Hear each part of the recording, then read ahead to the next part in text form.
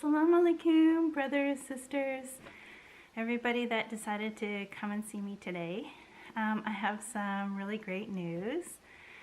So the other day I got a brochure off of Instagram from a friend of mine, another sister from mosque, and it had information about the spring Umrah in Saudi Arabia. So really exciting. I registered, I'm going to Mecca, Medina. I'm going to perform Umrah out there in April. So I can't wait. I'm super excited. Trying to gather information and try to prepare for my trip. And we're going to go to the historical sites and see everything that we can and do a lot of prayer and things like that. So I'm super excited, and they usually say it's best to try Umrah before you try Hajj, and also there's a big difference in price. So Hajj is really expensive. It can cost, around $10,000.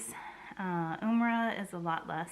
It's around $2,500, and that includes airfare, hotel, and food, and ground transportation and stuff like that. So my group is actually run by Imam. So he's Imam of one of the mosques in the state, not in my town, but pretty close by. So him and his wife have been putting on these tours to Umrah and Hajj for close to 20 years, so they really know what they're doing. And my group is pretty big. There's about 20 of us going. So I'm really excited. I'm going to be meeting new sisters, and I'm going to be sharing a room with 2 other sisters and flying to the other side of the world, and it's just going to be so amazing. So I just wanted to share that with you. So when I go, I'm definitely taking my camera, and I will share as much of my trip as I possibly can with all of you, so that you can see what it's like for somebody coming in, a revert from the United States to Mecca, and what I experienced there as my first time in Saudi Arabia, in Mecca, Medina.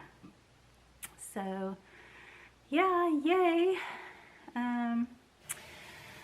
I guess I don't really have a lot to talk about specifically today. I wanted to share that with you. I also figured out how to do the live broadcast on YouTube. So I think what I want to do is try to have, inshallah, a study group chat, just kind of friendship circle kind of thing, talking about Quran, maybe learning a little bit of Arabic, getting to know one another, supporting each other as born Muslims and reverts, and maybe learning from each other. That would be amazing.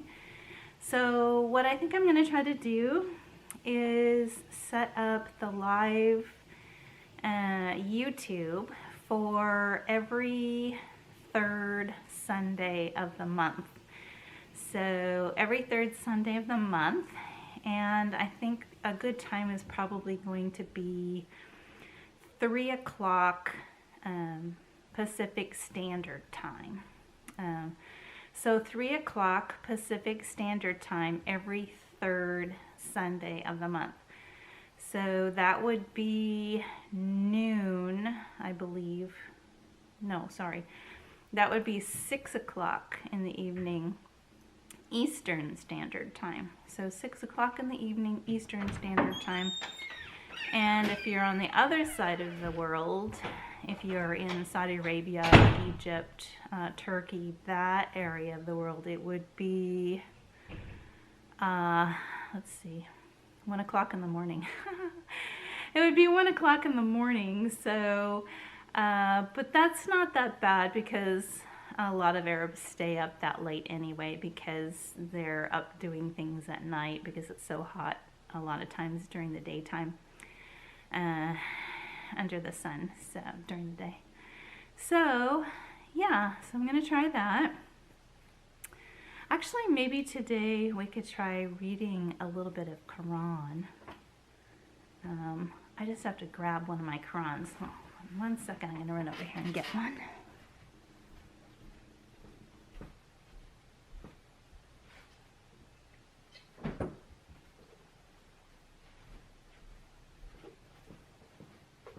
And I know I have glasses around here somewhere. Here we go. As you can see, this is completely unedited. Alright, so I can see.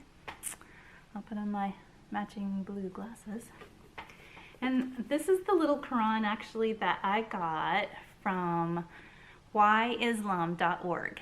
So whyislam.org can actually give you a lot of information if you're considering reverting to Islam, or if you have a friend or someone you want to give information to and maybe a Quran. They will send you a free Quran and a lot of different brochures with lots of information about Islam, which is really great.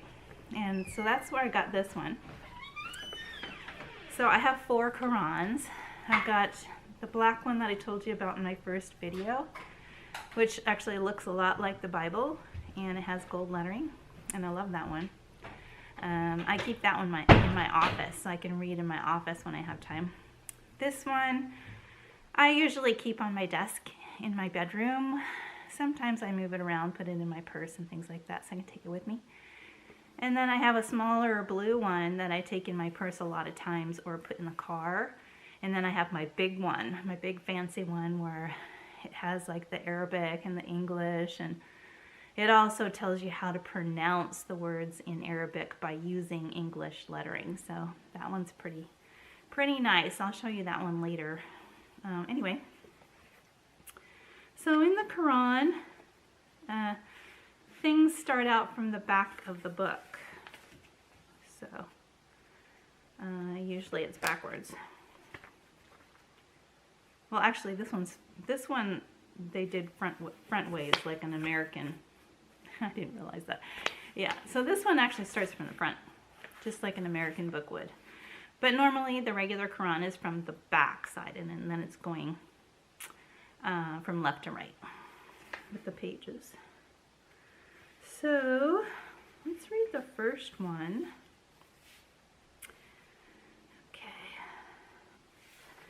So I don't speak Arabic, so if I pronounce something the wrong way, forgive me, because I don't have a lot of instruction either, so I do most of the stuff on my own.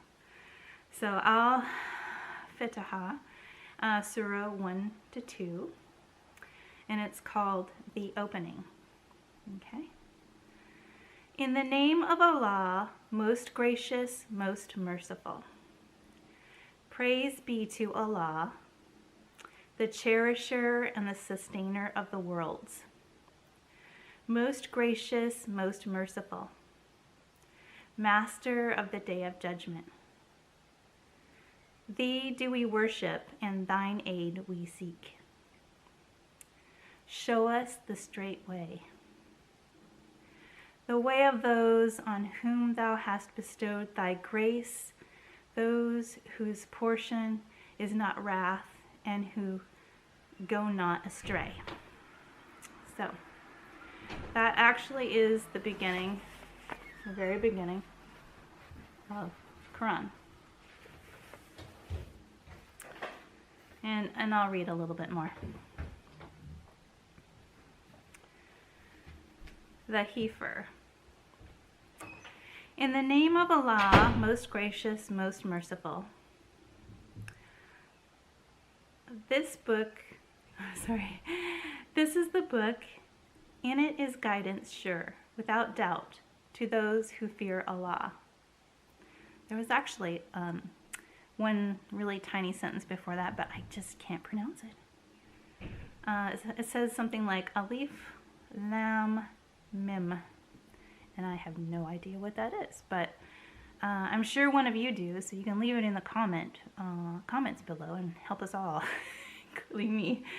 Okay, so let's move down to the third verse, okay? who believe in the unseen, are steadfast in prayer, and spend out of what we have provided for them, and who believe in the revelation sent to thee and sent before thy time, and in their hearts have the assurance of the hereafter. They are on true guidance from their Lord, and it is these who will prosper. As to those who reject faith, it is the same to them whether thou warn them or do not warn them. They will not believe. Allah hath set a seal on their hearts, and in their hearing and on their eyes is a veil. Great is the penalty they incur. So basically that's saying, people have the opportunity to know God, to understand God, and to love God, but a lot of people choose not to believe, or they choose not to understand or know God. Number 8, of the people there are some who say, we believe in Allah and the last day, but they do not really believe. And I think all of us have met people like that in every religion, Christianity as well, where people, for whatever reason, their own personal reasons, they decide to say that they believe in the Lord our God, but they don't actually, or maybe they do kind of a little bit, but they're not quite sure and their heart isn't quite there. In Christianity, we call those types of people usually agnostic. But also there are people that flat out will just pretend that they're Christians or they're Muslims and they're great believers and they pray their prayers and things like that, and they really don't. Or they do part way, not fully. So that's unfortunate. Number 9, fain would they deceive Allah and those who believe, but they only deceive themselves and realize it not. Right? I think we all know what that means, right? They think they're deceiving everybody, but they're really not. They're just deceiving themselves, and in the end, they suffer for it. In their hearts is a disease, and Allah has increased their disease, and grievous is the penalty they incur because they are false to themselves. When it is said to them, make not mischief on the earth, they say, why, we only want to make peace. Excuse me. Of a surety, they are the ones who make mischief, but they realize it not. When it is said to them, believe as the others believe, they say, shall we believe as the fools believe? Nay, for a surety they are the fools, but they do not know. 14. When they meet those who believe, they say, we believe. But when they are alone with their evil ones, they say, we are really with, turning the page, we are really with you. We were only jesting. So having two faces, pretending to be with the believers and be a believer, and then when you're with not a believer, saying, oh no, I don't believe, I'm just, But Allah knows. He knows all of our hearts. He knows what's there. And actually we know too. I mean, we have that sense within us. We can kind of tell, we can kind of feel it, we can kind of sense it when we're around somebody that's not actually telling us the truth, right? Yeah. So Allah will throw back their mockery on them and give them rope in their trespasses, so they will wander like blind ones to and fro. These are they who have bartered guidance for error, but their traffic is profitless, and they have lost true direction. So I'm going to stop reading right there because it's pretty long, and I actually have to do quite a bit of homework today. And I have a time limit when I have to turn it in. So I'm not going to read too much more there. I will say this.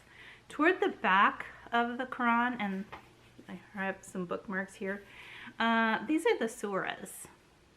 And so they're smaller.